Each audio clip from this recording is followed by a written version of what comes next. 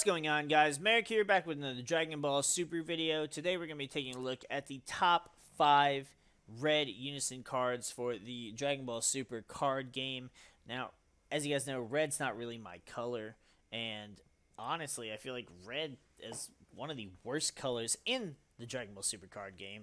But also, as far as Unison cards, I feel like they got the short end of the stick well, overall in just everything about the Unison cards. None of them really seem that viable competitively. But without further ado, let's go ahead and jump right into it. Number 5. Gotenks, Unison of Rage.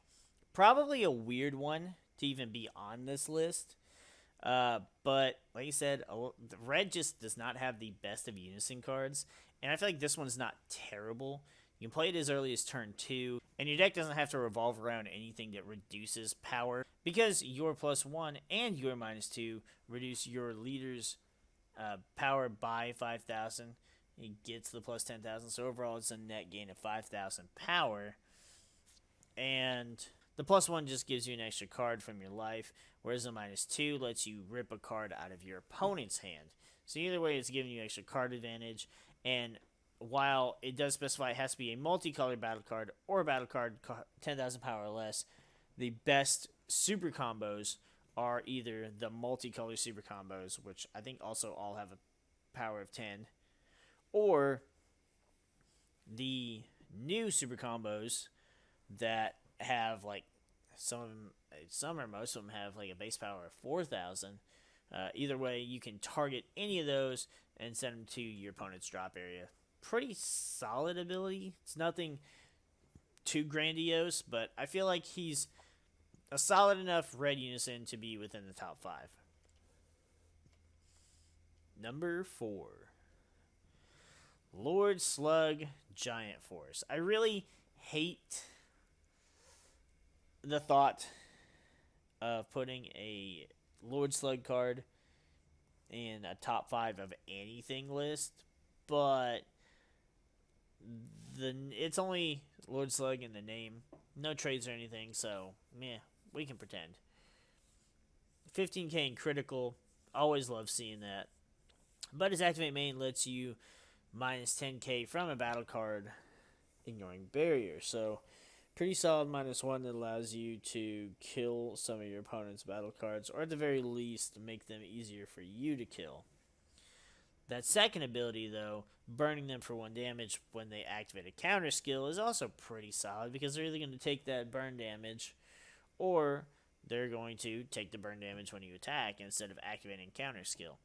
Depending on what they choose to do, though, this card definitely has a place as far as being competitive, but definitely doesn't deserve to be any closer on the list of the top Unison cards. Number 3. King Piccolo, Giant Force. Now this one I really wasn't sure where to put, and so we ended up putting him here. He's got critical and dual attack, so that's pretty solid. KO 2 of your opponent's battle cards, remove 2 of their markers from Unison, get 2 crit attacks in. Either way, all of those are really good options. Now, he doesn't have a way to gain tokens, so that kind of sucks. Since he has a specified cost of 3, and his abilities are -2 and -4, you're going to have to play him for either 4 or 5 energy to get full use out of all your tokens. Honestly, though, I don't even think you need that. I would say just play him for 4 energy and use the -2 on the next 2 turns. You choose your red leader, give him 5,000 power until the start of your next turn. Basically a red sensu bean for 2 turns. That's pretty good, actually. The other ability gives you the chance to do burn damage, dependent on how much energy you use to activate the ability, but really it's just a dual attack crit attacker that gives you it gives you 4 turns of sensu bean. That's a lot to work with, and honestly, this card might deserve to be a little bit higher on the list. Number 2.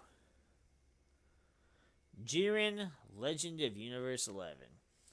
Another one of those characters that I can't stand and I think is ridiculously overhyped and undeserving of the hype. However, the Unison card is not bad. Comes with standard 20,000 power, and every time your opponent plays a card once per turn, they get minus 10,000 power to that card. Its minus 1 ability kind of gives it double strike for the turn, which is not terrible, but not really anything you want to use. Sure, give it +1 and give it double strike, and then just don't use the double strike to deal damage to your opponent because you don't want to give them card advantage. The -3 is pretty solid, though. You can choose one of your opponent's battle cards and give it 25,000 negative ignoring barrier, and so that's pretty solid. Pretty good way to just go ahead and kill off one of your opponent's most problematic battle cards. Number 1 is going to be Sin Shenron, Unison of Calamity. Now, I hate it because we got a dope Gotenks in red. We got a dope Vegito, but overall, they both kind of just suck, and neither one of them deserve to be in the top 5. But then you guys know that I don't really care for the Shadow Dragons. I'm kind of picky when it comes to GT stuff. I love Super Saiyan 4, Super 17, but for the most part, GT was really hit or miss for me, and I'm just not as invested in the Shadow Dragons like people are. But this is easily the best of the red Unisons. All your red battle cards get to attack cards in active mode, so that's pretty solid.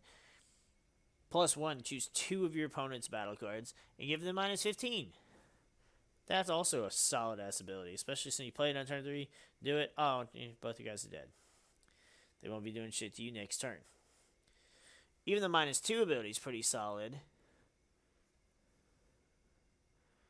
You look at your opponent's hand and discard a battle card 25,000 power or less. So it gives you a lot of free reign with what to do with this leader. And honestly, to me, just because of its versatility and how you can fit it into really any red deck whatsoever, it is going to be by far in the number 1 position as far as red Unison leaders go.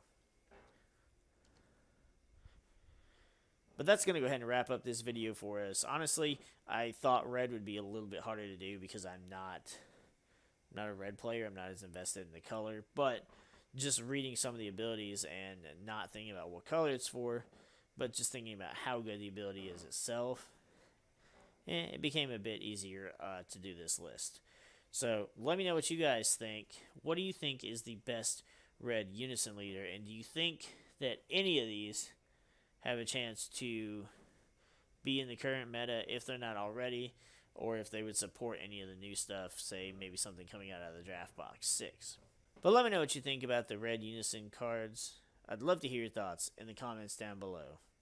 With that, we're going to go ahead and get the frick out of here, and we'll see you guys in the next video.